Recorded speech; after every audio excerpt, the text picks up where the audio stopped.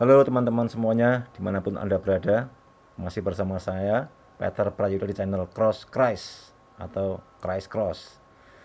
Hari ini saya melakukan perjalanan ke sebuah tempat di mana orang berkumpul untuk mengurus banyak keperluan administrasi. Di antara mereka, saya lihat ada yang menggunakan masker, ada yang tidak. Yang tidak tentu ditegur oleh satpam. Lalu setelah itu mereka menghadapi termogan untuk dicek suhu tubuh mereka dan saya juga. Nah, saya menggunakan masker seperti ini untuk melindungi diri sendiri, melindungi keluarga, dan juga melindungi orang lain sekalipun kita tidak mengenalnya. Itu bukti bahwa kita peduli terhadap kehidupan dan lingkungan. Jikalau Anda belum cukup dengan menggunakan masker ini, saudara bisa menambahkan kacamata ya untuk melindungi mata dari semburan bersin orang atau ludah yang menyembur kemana-mana ketika orang berbicara. Kalau masih kurang mantap, kurang yakin, mungkin kurang keren juga, saudara bisa mengganti dengan alat pelindung diri yang seperti ini. Orang lain menyebut ini sebagai facial shield atau pelindung wajah, tetapi hampir seluruh wajah tertutup.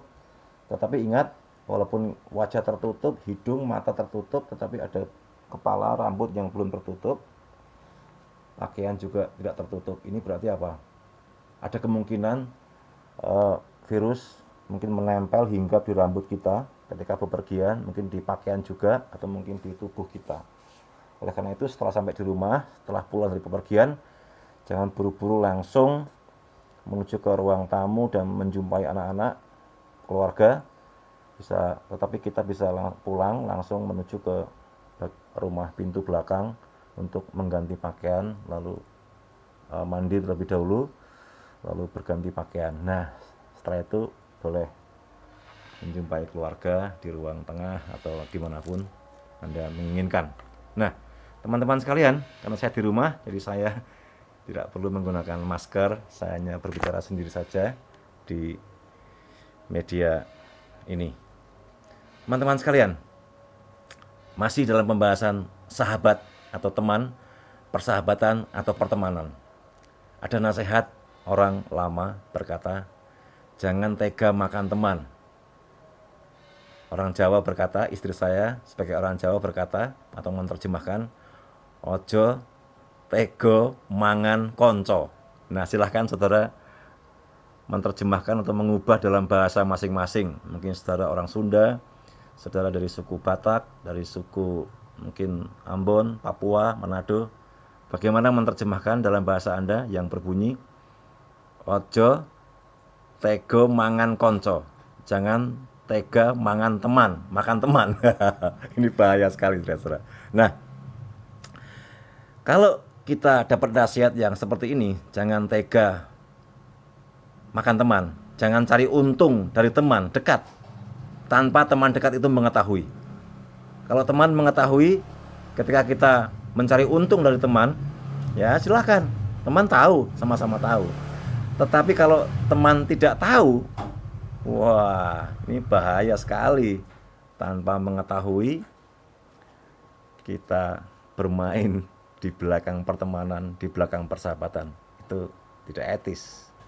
Kalau mau mencari untung, di balik pertemanan, ajak dulu bicara teman. Apakah teman oke? Teman setuju?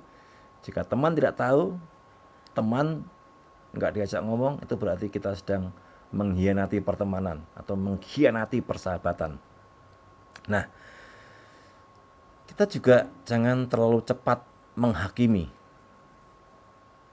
Ketika teman melakukan sesuatu atau teman ada masalah, ada persoalan yang nampak di depan kita atau terdengar di telinga kita, jangan cepat-cepat menghakimi.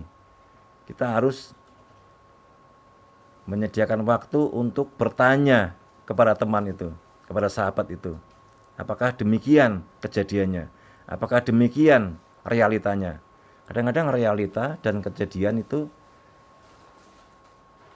tidak seperti kesungguhan. Nah, ini dalam ilmu kriminologi itu jelas itu, antara fakta dan kesungguhan. Fakta atau barang bukti itu bisa dibuat, bisa diciptakan, bisa direkayasa. Tetapi kesungguhan yang tahu itu hanya orang itu, teman kita, dan Tuhan yang tidak terlihat. Oleh karena itu, dalam relasi persahabatan atau pertemanan diperlukan kepercayaan. Kita percaya isu, kita percaya informasi, kita percaya informasi yang berhamburan. Itu ada film bagus sekali. Film itu membahas tentang bulu-bulu atau kapuk randu yang beterbangan. Lalu siapa yang sanggup mengumpulkan kembali kapuk-kapuk atau busa yang berterbangan ke seluruh penjuru itu? Tidak ada. Tetapi kita bisa menggunakan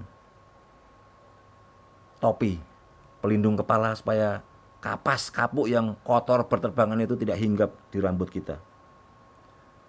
Sama dengan pertemanan dan persahabatan. Jika kita masih menghargai teman kita masih menghargai sahabat kita bisa mengkonfirmasi tentang isu atau berita yang mungkin hoax, yang mungkin berita bohong tentang pertemanan atau tentang sahabat kita itu. Nah, teman-teman yang dikasihi Tuhan, jangan cepat juga menghakimi. Sering orang bilang kepada kita ya, kemana kalian ketika saya susah, ketika saya gagal, ketika saya menderita, ketika saya dipenjara. Ada yang pernah bilang kepada teman saya begitu, kemana kalian teman-teman saya, ngaku teman-teman, sekarang datang ketika saya sudah dipulihkan, dan sebagainya. Jangan terlalu cepat menghakimi. Mungkin ketika kita pada saat menderita, pada saat kita dalam persoalan berat, ketika kita mungkin terkurung, terpenjara, teman kita pun mungkin dalam persoalan yang sama. Dan ia mengalami kebangkitan dalam waktu yang sama juga dengan kita. Jadi dengarkan dulu, kemana mereka kok nggak datang ketika kita sakit, ketika kita dalam persoalan, ketika kita dalam kesendirian, ketika dalam kegagalan, dan lain sebagainya. Jangan cepat menghakimi. Nah, mungkin saja pada waktu kita di rumah sakit, teman kita juga sedang di rumah sakit. Mungkin saja ketika kita gagal, mereka juga sedang gagal. Bahkan mungkin makan pun sulit. Jangankan kok transport untuk mengunjungi kita di provinsi yang jauh, di negara yang jauh. Untuk makan saja mungkin mereka sulit, atau kita sedang kesulitan. Nah, oleh karena itu, jangan buru-buru menghakimi. Tanyakan dan konfirmasi kepada teman kita apa yang sedang mereka alami pada tanggal itu, pada bulan itu, pada tahun itu. Lalu saling berbagi. Pada tahun itu kita menghadapi ini, mengalami ini, dan lain sebagainya. Sehingga akan menjadi suatu kisah yang asik sebagai teman. Tetapi jika memang ada teman yang tidak peduli ketika kita jatuh, ketika kita gagal, ketika kita sedang berjuang hebat, teman-teman juga menghilang ketika kita membutuhkan bantuan, ya memang mungkin perlu ditinjau kembali pertemanan itu. Perlu ditinjau kembali persahabatan itu. Apakah perlu dilanjutkan atau cukup menjalin pertemanan yang biasa-biasa saja, tidak harus terlalu dekat, atau yang lainnya. Nah, oleh karena itu ada nasihat yang baik tentang pertemanan. Jangan mempercayakan diri kepada orang. Karena ketika kita terlalu mempercayakan diri, dan itu bukan sahabat yang teruji, bukan teman yang teruji, maksudnya teman yang setia. Kalau setia dalam kelimpahan itu terlalu mudah. Kata setia yang dibahas di dalam Alkitab itu adalah setia dalam penderitaan. Bukan setia ketika makan-makan. Itu anak kecil. Anak kecil itu setia dalam makan tuh karena dia menderita kalau disuruh makan. Tapi orang seumur kita kan tidak mungkin menderita karena makan, kecuali dipaksa oleh suatu kekuatan yang besar. Teman-teman yang dikasihi Tuhan, kalau memang kita harus mendengar bahwa mereka waktu itu sedang tidak peduli ketika kita jatuh, dan sebaliknya kita juga seperti itu ketika teman kita jatuh, lalu saling mengakui dan saling memaafkan, dan sekali lagi minta waktu untuk berteman lagi, memperbaharui pertemanan. Tentu kita harus memberikan kesempatan untuk menjalin pertemanan kembali, atau memperbaharui pertemanan, atau memperbaharui persahabatan. Jangan langsung mendelete kontak, jangan langsung memutus tali silaturahmi, tali persahabatan. Itu tidak baik. Saudara akan kehilangan. Mungkin dia pernah salah 1 kali, 2 kali, mungkin pernah tidak setia 1 kali, 2 kali, tetapi mungkin dia yang terbaik dari yang lain yang belum ditemukan sebagai sahabat, sebagai teman. Oleh karena itu, jangan terburu-buru untuk kita menghukum atau menghakimi atau menghapus nomor telepon atau Facebook.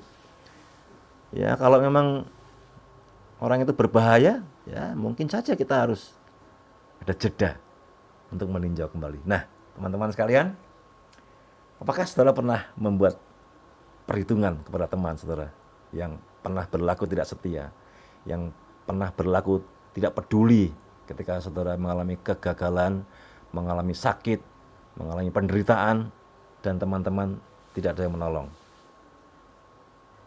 Apakah hari ini mungkin mengalami penyesalan, ingin membangun kembali persahabatan?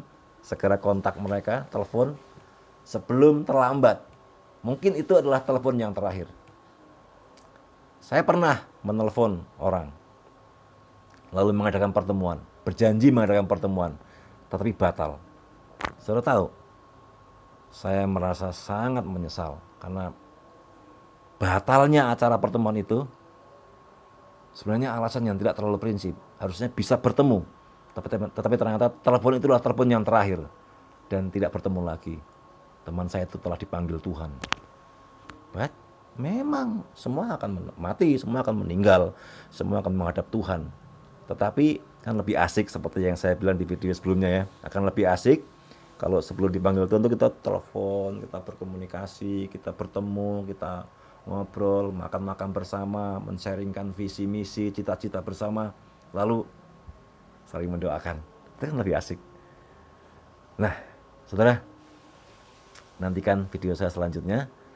Saudara coba ceritakan, kalau jika Anda berkenan, di kolom komentar, apakah saudara pernah merasa dikhianati teman ketika saudara dalam kesusahan, penderitaan, dan pergumulan?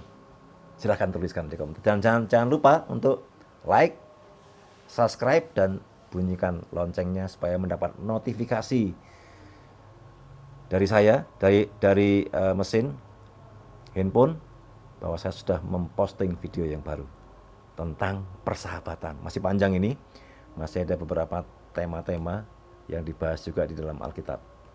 Sampai jumpa, salam.